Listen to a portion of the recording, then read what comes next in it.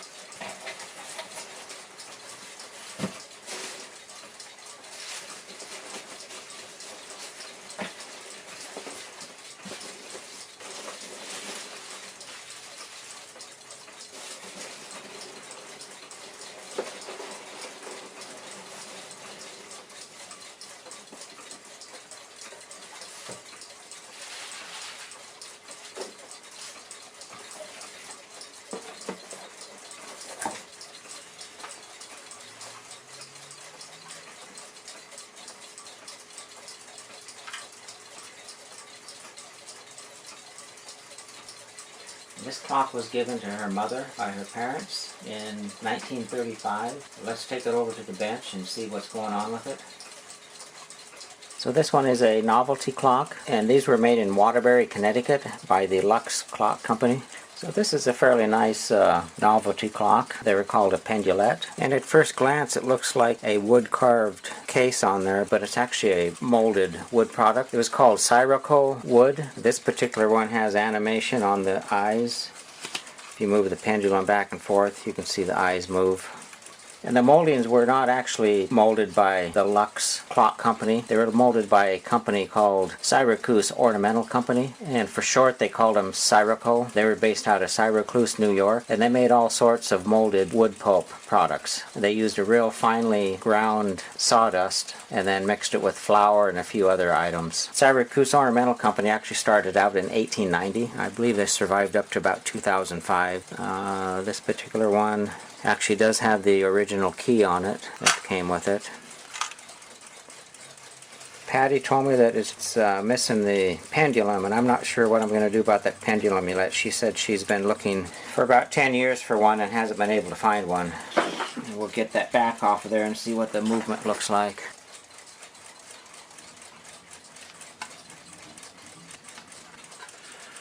I see it's missing one of the nuts on here.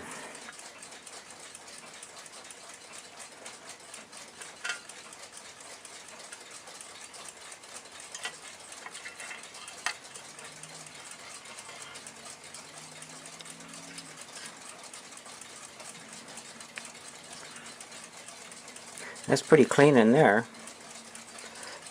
It is wound up tight, and I'm not sure how, why it may have stopped or what's going on with it.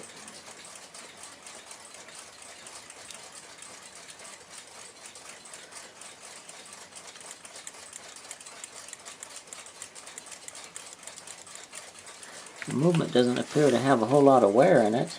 A little bit of dust in there.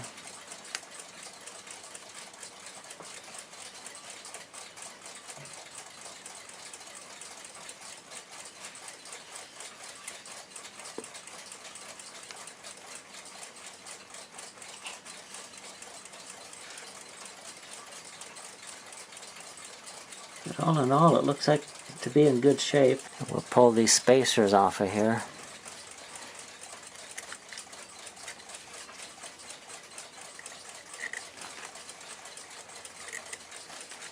And to set these clocks, you just manually moved them with your fingers.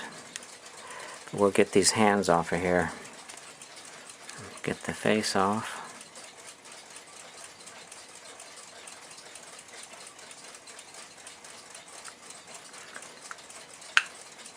And this having the open hands on there, that would have been one of the later ones. The 1933 and earlier models had hands that were shaped the same, but they were solid.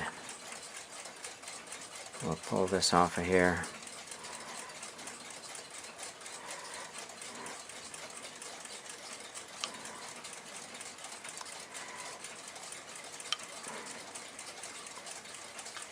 But you can see how the eyes work. They work right off that pendulum.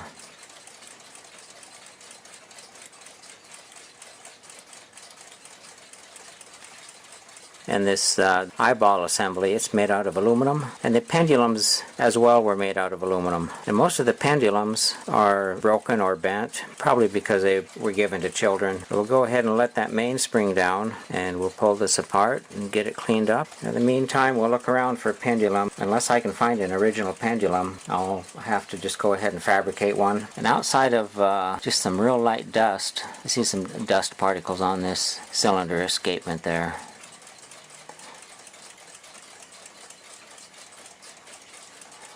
Is really in good shape. Now, the company itself started out in 1914, and in 1941 they quit making clocks and converted over to making everything for the war effort, World War II. We'll pull this apart and get it all cleaned up. So we've got the mainspring tied off. We'll go ahead and open this up.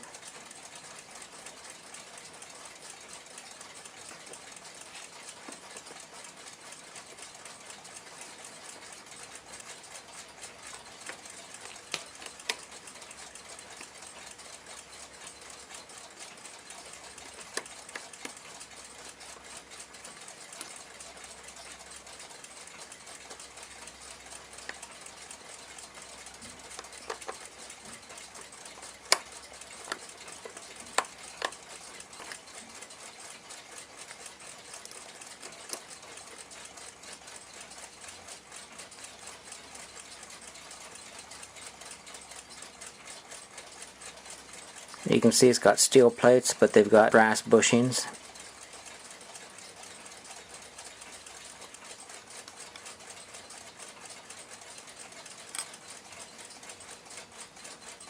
Yeah, these don't really look like they have a whole lot of wear on them.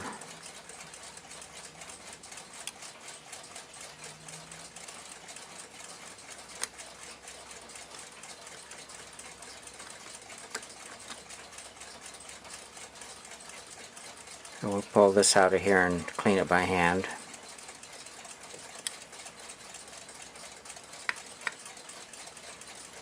Okay, we'll get it cleaned up and back together and then decide what to do about that pendulum.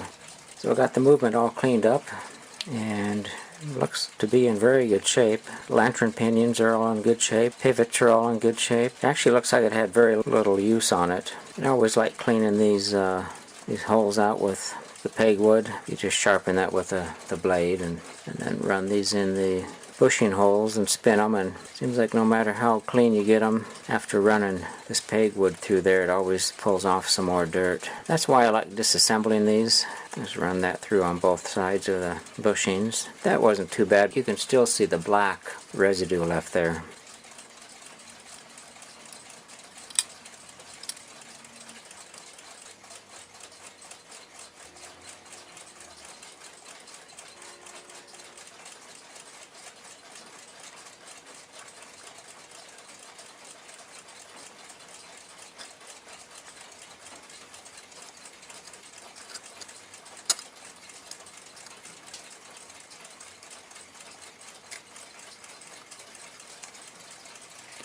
So we've got this pretty much back together now.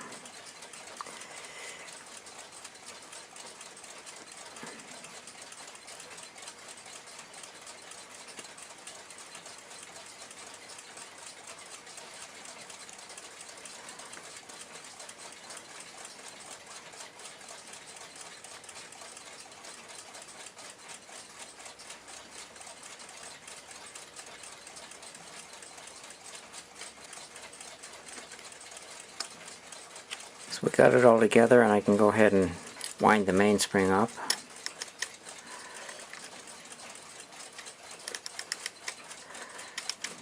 I'll take that wire out of there.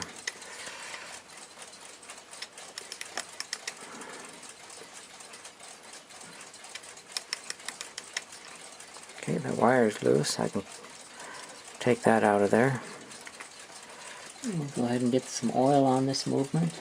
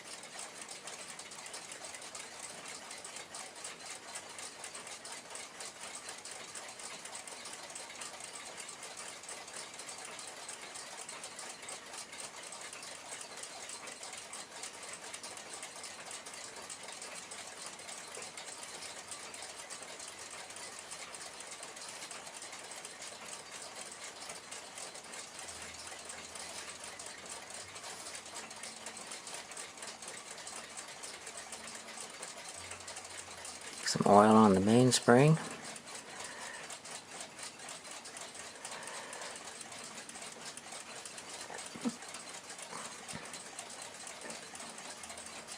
That should be enough. We don't want to get too much on there. If you get too much and it'll run down the plate and it'll suck it all out.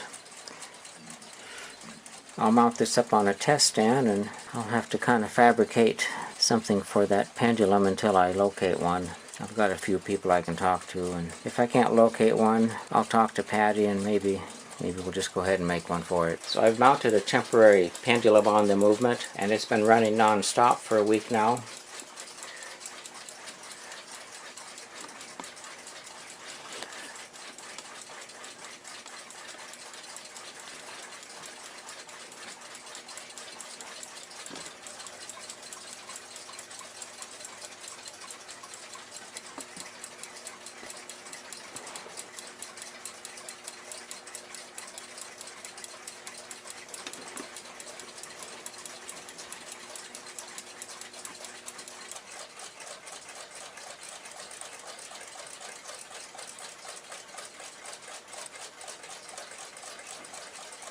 So the clock seemed to run out pretty good on the test stand. I'm going to put one last small amount of oil on the escape teeth and the cylinder. These movements are a cylinder escapement, and those cylinder escapements were invented in about 1695.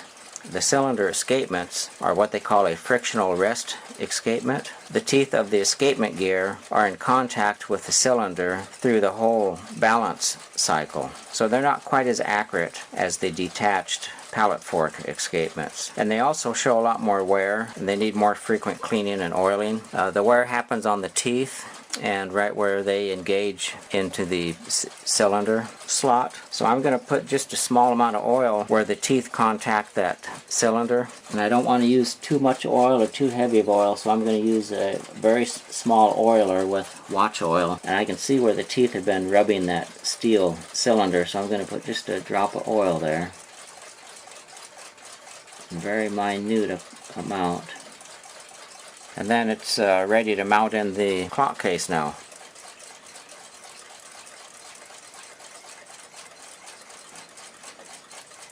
Put these spacers on.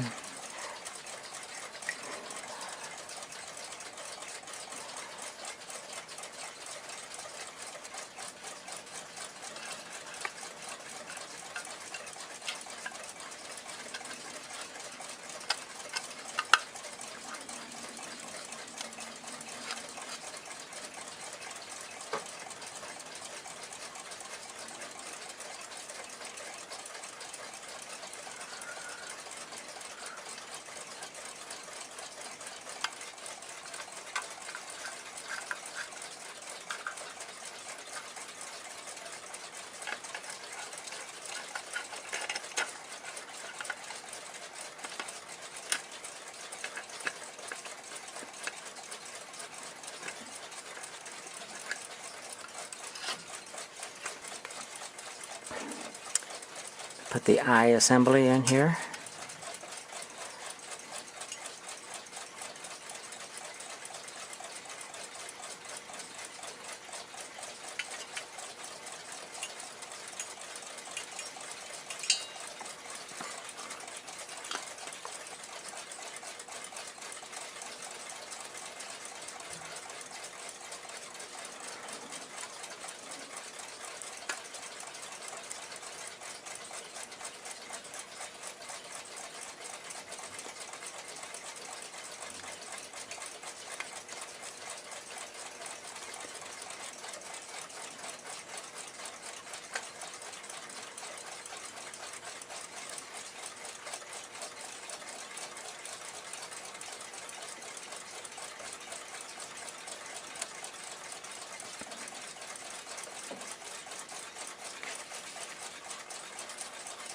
Okay, I just need to go ahead and see what I can do about locating a pendulum for it. The customer doesn't want to wait around in hopes a presentable tail becomes available on the market. I've contacted a few people and nobody wants to part with the tails that they have. She's decided to have me fabricate an acceptable looking one, and the tail will attach right onto this pendulum rod here. I did find a patent for this clock. The patent was taken out in 1933, and it does show a pretty good view of the tail on the original patent. However, the patent taken out on this was in 1933, and this clock was produced sometime in possibly 35 or 36.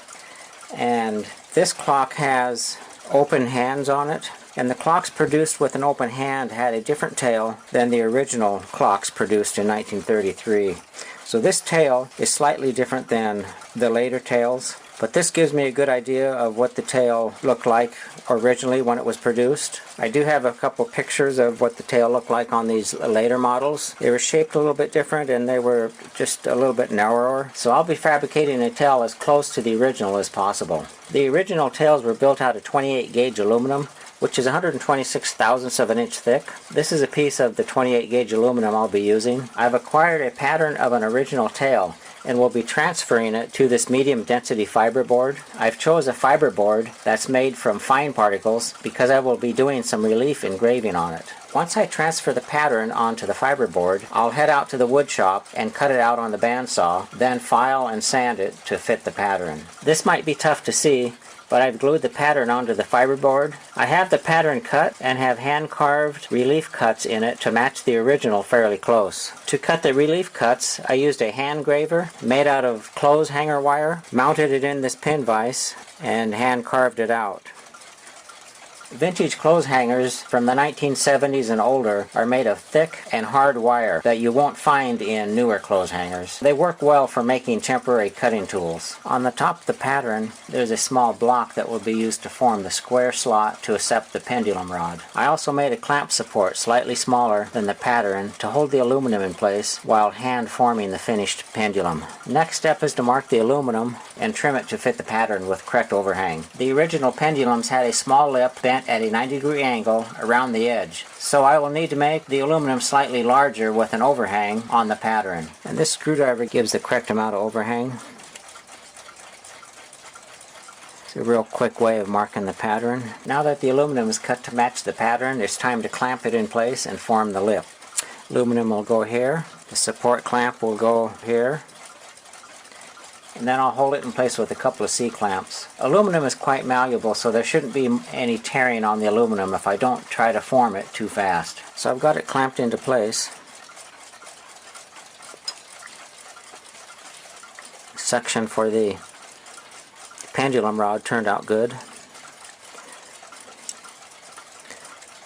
Now I'm going to take a burnisher and just slowly work this aluminum and burnish it over.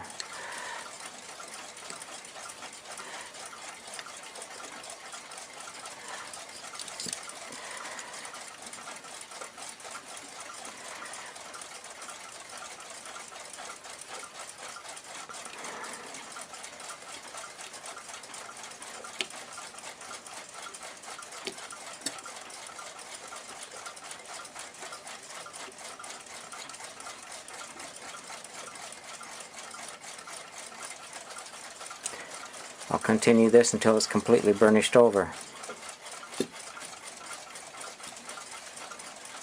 Looks like it's working good.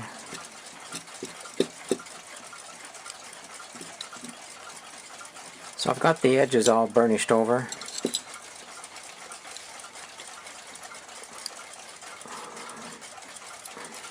We'll see how it turned out.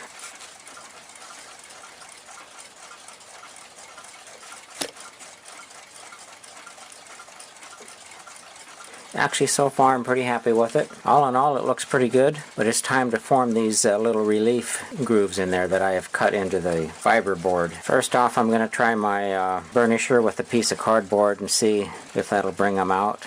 This burnisher with this piece of cardboard is actually, I think, is going to go ahead and work for it. I'll continue working it down until I get the reliefs in there. So the tail turned out pretty good. Next, the backup clip needs to be fabricated and mounted on the top of the pendulum. And the back clip will fit right in this area here. The back clip is going to have a small divot that's formed in it that is used to hold the pendulum rod snug. I can form the divot in the clip by making a relief pattern in a piece of fiberboard. The backup clip will need to be however wide this is. 5/8 is a .625, so I'm going to make 5/8 wide and probably 5/8. It'll be 5/8 of an inch square. So I'll cut a 5/8 square piece off of this.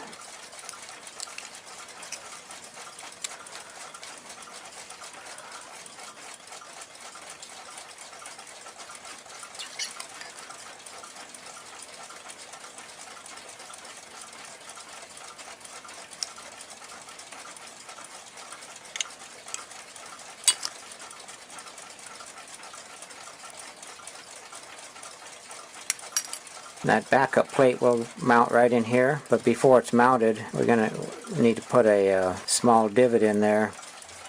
So I've got the back clip fabricated. You see it has a small divot in here. That's to put some friction on the pendulum rods so that the tail won't fall off. This is the face of the tail and this is the back side. This piece slips right in here.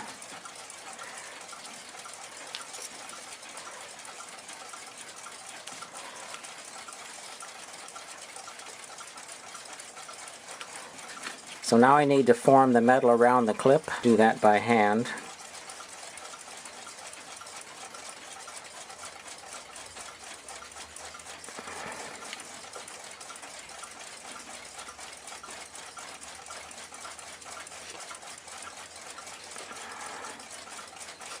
Wood works the best for me because it doesn't seem to cause any kinks in the metal.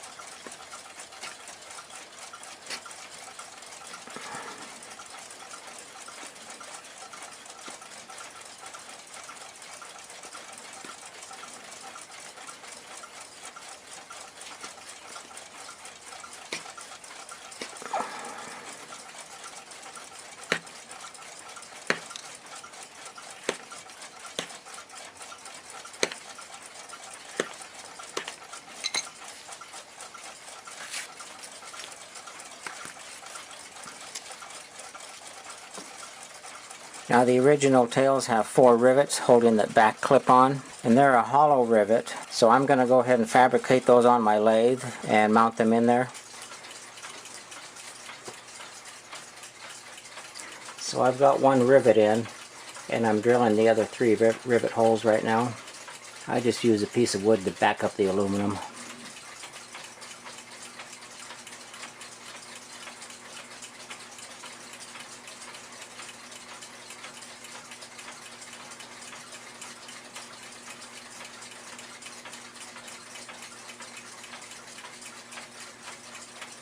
Aluminum's pretty soft.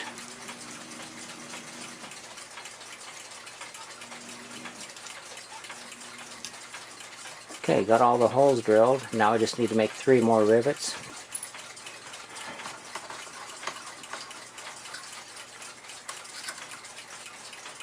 I'm using a copper wire to make the rivets out of.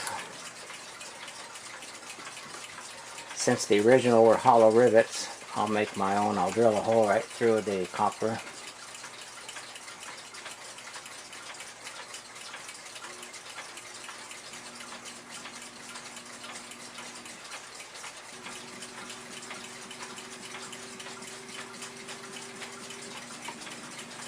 Copper drills pretty fast.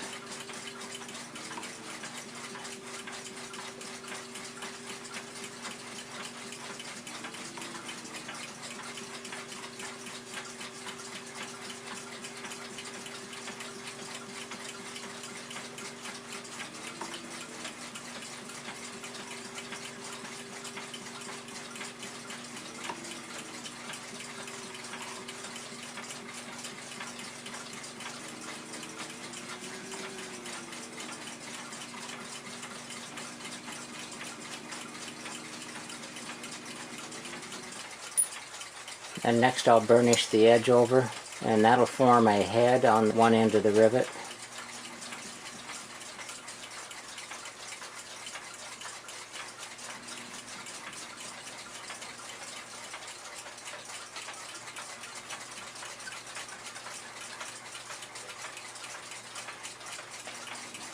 Then to cut it to length, I just hold the piece up there and scribe it by eye.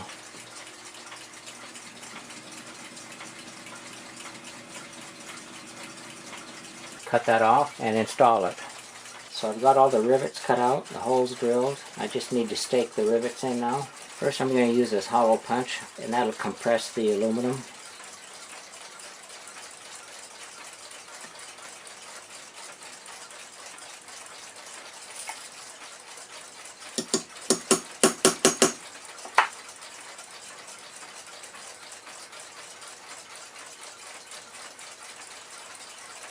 Then I'll use a small tapered punch to start the rivet to curl over.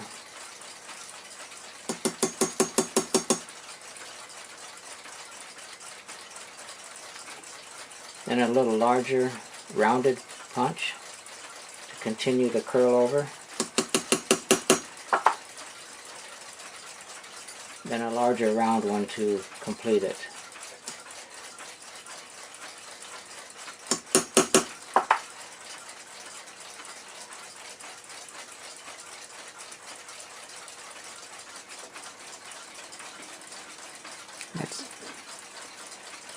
That ended up making a pretty nice rivet job on it. The rivets turned out real nice. Could have went ahead and just glued it on there and left the rivets out, but we wanted to get it as close to the original as possible. Now this aluminum pendulum is too light for the clock to keep accurate time, so now a pendulum bob needs to be sized and attached to the tail. The original tails have a pendulum bob attached to the lower section of the tail. To get the correct weight, I'll need to mount the clock on a test board and locate the pendulum in the middle of the clock pendulum rod and add weight to the tail until the clock keeps time. Right now I'm going to see how this fits up to the pendulum rod.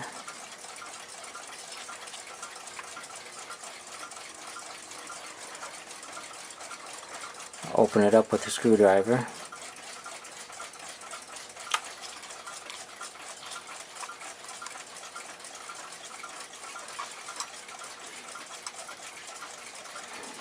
So that fits nice and snug now.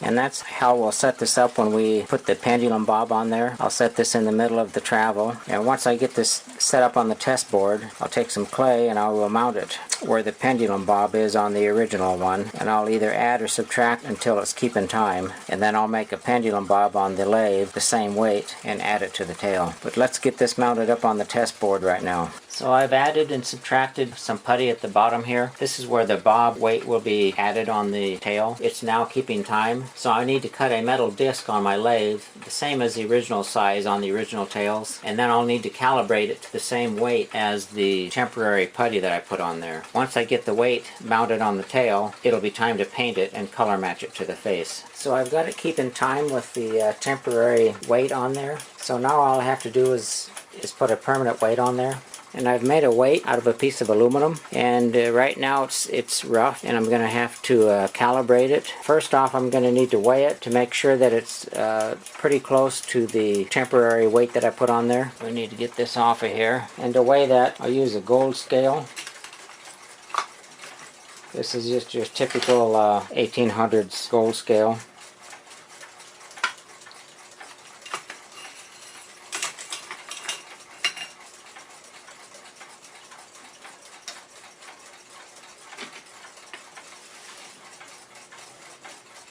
And here's my temporary weight.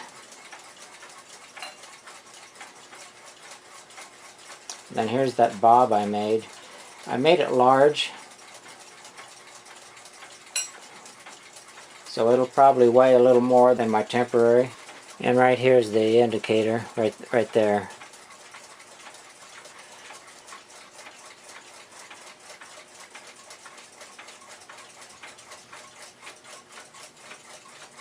And you can see the indicator shows that that bob that I made is slightly heavier than the temporary. So now I need to take my permanent bob on here, and there's a hole in there that it mounts through. I'll mount it in there temporarily and see how it times out. I'll probably need to take it on the lathe and reduce the material on it until it keeps time, and then I'll go ahead and mount it permanently. Clock is still running slightly slow, so I take this bob, just continually reduce the weight of it.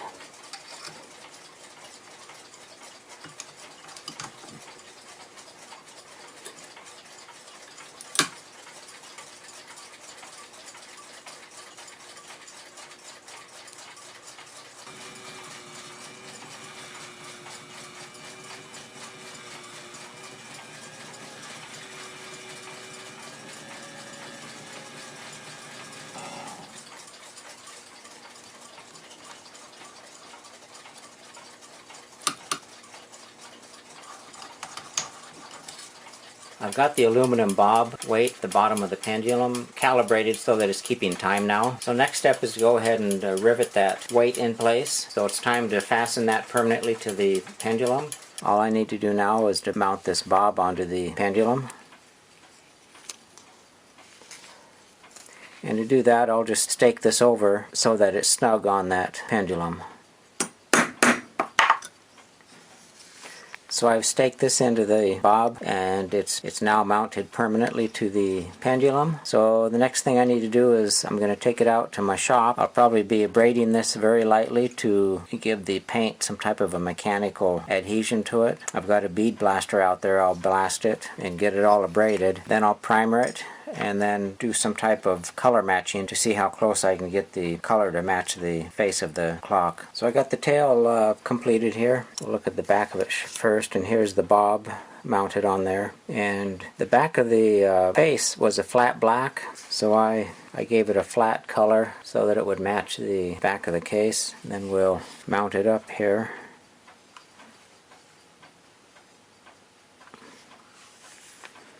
And the front side, it actually color matched real nice. Under normal circumstances, I would have went ahead and taken my airbrush, blended the lower half in with the same color that I used on the tail, but the customer doesn't want to have the face of it refinished, so we just did the best we could on the color matching of the tail. So 1935 Lux novelty clock. It's got a custom-made replacement tail on it. Otherwise, it's all original.